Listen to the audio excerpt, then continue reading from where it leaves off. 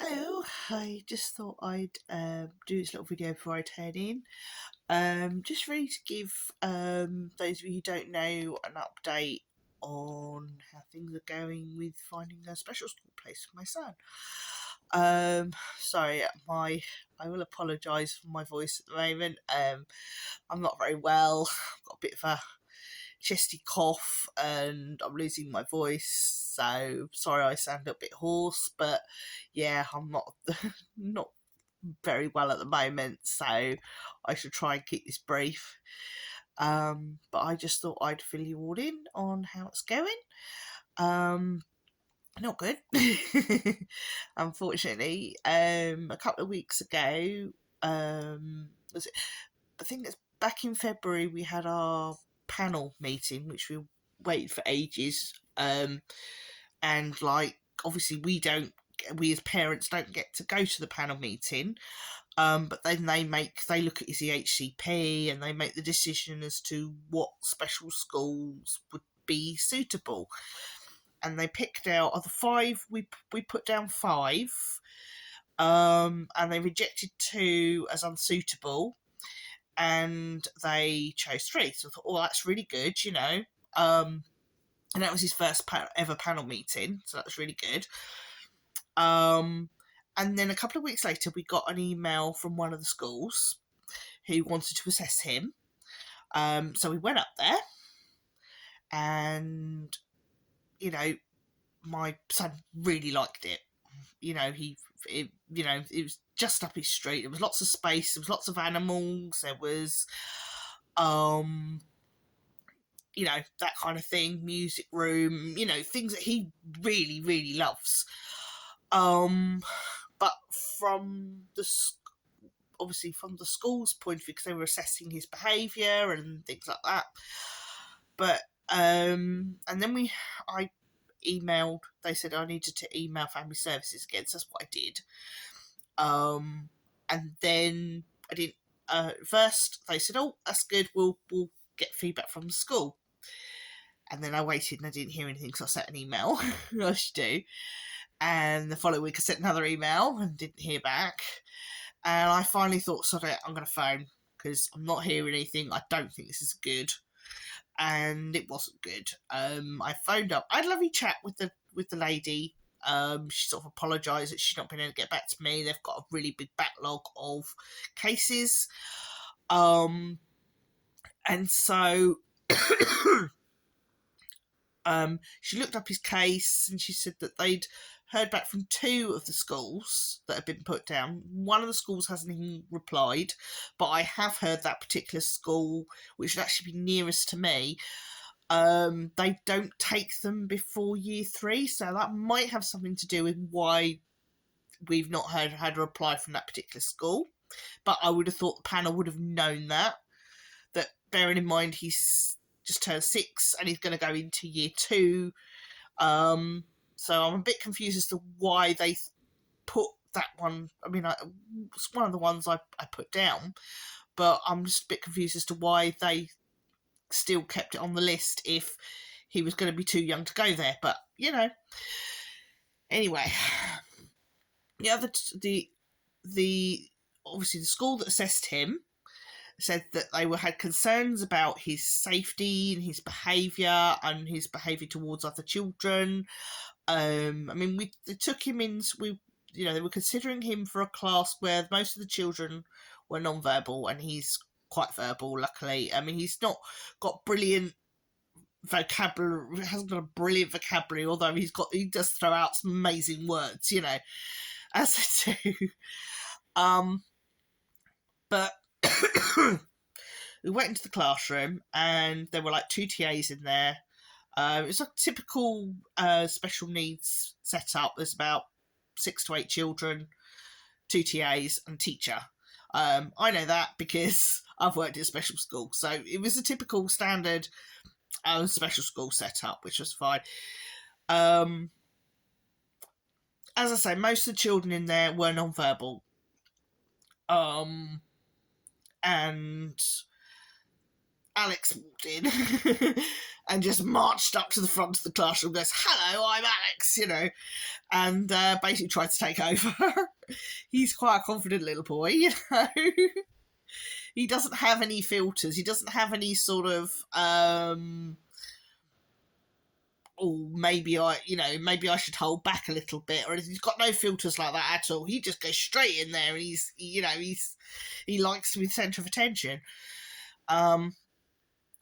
So I thought, oh, that's okay, surely, And then he went off and he had a bounce, and he was quite happy. Nothing fazed him. But I did notice some of the other children were a little bit unnerved by his behaviour. If you want, and I'm thinking to myself, I hope that's not going to affect things, But anyway, carried on. And then, as I say, I took him to see the animals, and they were sort of asking him things and like asking him to come back to them, and he didn't always, and stuff like that. But anyway, we got to a point because he'd seen the play area and he wanted to go on the play area. And then he saw the music room and he wanted to go in there, and they let him have a look at the music room, and we were trying to get him to come back to us because it was time to finish up. And he was a little bit difficult. And then towards the end, we went to the play area to let him run off a bit of steam, and he instantly gravitated to the highest slide. Tried to call him down, he refused. He was going up the slide, whatever, and he just nothing phases him, He's got no sense of safety. And we sort of said to him, we'll go on the lower two slides, that's fine. And before we knew it, he'd done the lower two slides, and then he'd shot up and gone on to the really highest slide. At one point, she said to him, right, we need to go now, we need to come back. He just said, no, it's how he is with us. But one of the things with the HCP says that he needs a TA with him.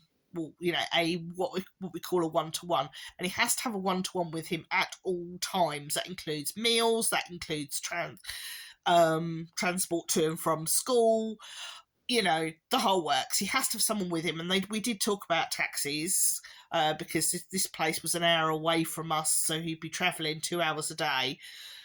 And they said, would you travel with another child okay? And I was like, I'm not sure. He would still need to have an adult in the back with him. He needs an adult with him at all times. And I was like, I didn't think it would be a problem. But from what I understand, they prefer to have just the children in the taxi without a chaperone. And I was just thinking, well, he can't go without a chaperone, because then you're putting the taxi driver at risk, because he could be a distraction. So, he would, certainly for the next few, possibly couple of years, he's going to need a one-to-one during his travel to school, to and from school, because of the nature of how he is. And so obviously that seems to have been part of the issue as well. And also when they looked at his record and found he'd had 2 suspensions, and that those suspensions were for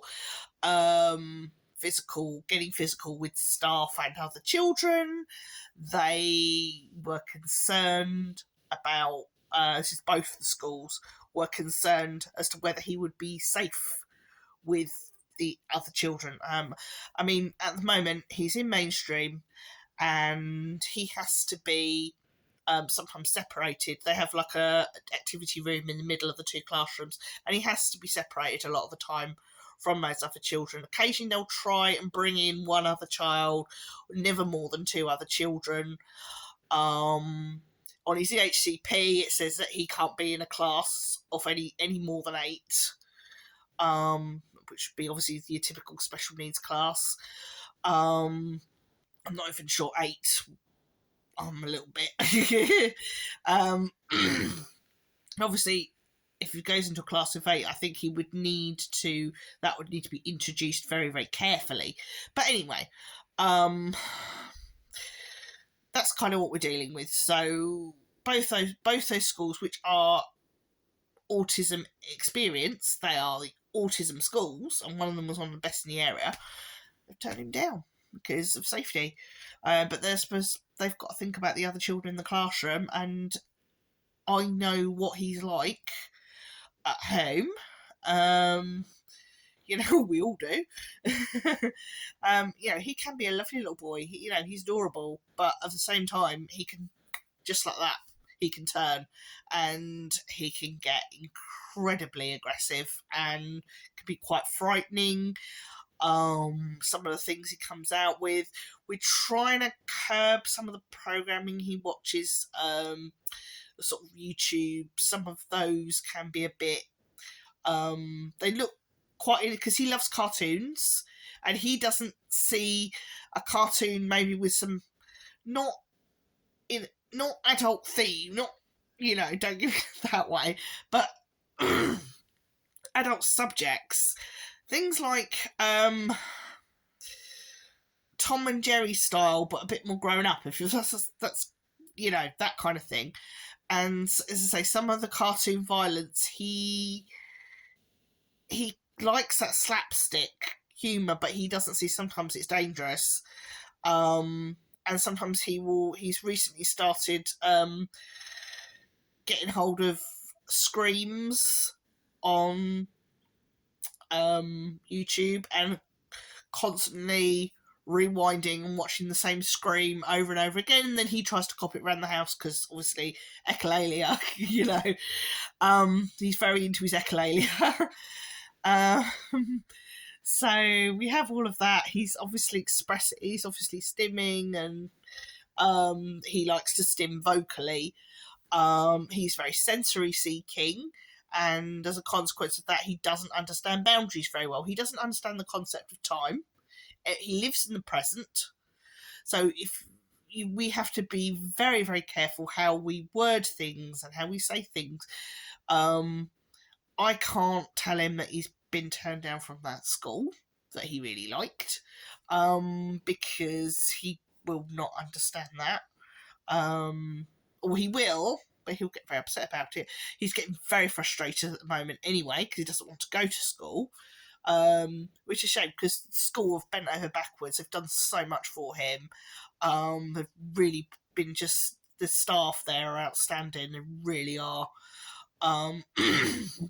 With some of the stuff that he says to them, and he never uses swearing, at least at the moment anyway. But he has said things like, one of his TAs told his TA the other day that he hated her, and I'm just like, oh, I'm really sorry. And it's like, it's all right.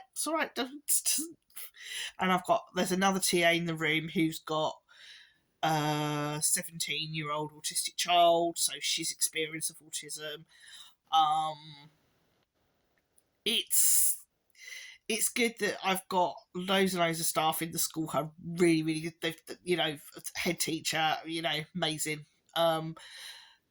They are really, really good with him, but there's only so much they can do. They're not qualified really for him. He needs behavioural support as well as academic support, and as well as speech therapy and occupational therapy. So he needs to go to a therapeutic setting that can also help deal with his behaviour. So that's kind of where we are. Bless him. He sort of would, I think, failing that, I'm going to have to look at homeschooling. Which obviously is going to mean a lot of my time will be taken up with him and his education and stuff like that. But if the worst comes to the worst, then that's what we have to think about. Because even when I take him out anywhere, I can't actually take him out on my own. It's not safe. I have to go out with my husband, at the very minimum, one of my older children. But sometimes even that doesn't work. A lot of the time we have to be with my husband, because he's the only one strong enough to pick him up and deal with him, but he's getting older, he's getting stronger, and we don't know what the future holds. So that's where we are at the moment. So thanks for listening, and I shall have another video once I know some more. Okay, take care, bye.